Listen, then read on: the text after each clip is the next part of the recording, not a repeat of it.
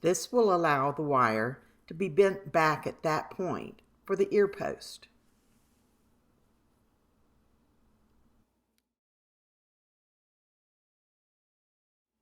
Wolf clay is great for protecting the wires.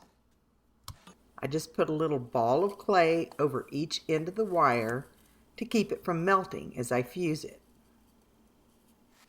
There's no need to let the clay dry. I simply go in with a hot flame. Here comes the wet, bright orange, and there's the fuse.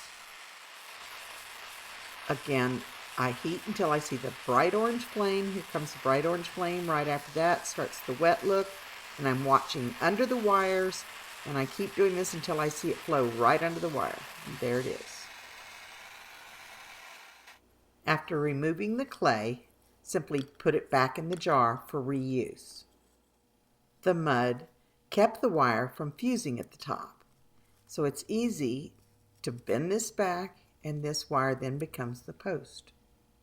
After pickling and polishing, I then put it back into the clay to hold it while I granulate. And put a layer of flux on each one. Then I pick up the granules, which are sitting in flux, and place them where I want them to be. The clay doesn't need to be dry before fusing, but the granules do, or they can bubble up and move around. So let the flux dry before fusing. The clay dries pretty rapidly once I start with the flame.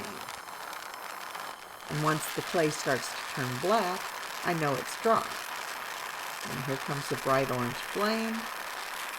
I'm watching for the wet. Here it comes. And I want to make sure I watch under each granule to see the flow. I don't want any of these gold granules to come off, so I need to make sure I go hot enough. Here comes the wet, and there it is.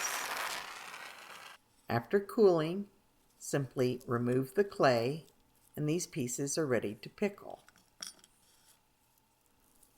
Crumble up the clay and put it back in the jar for reuse.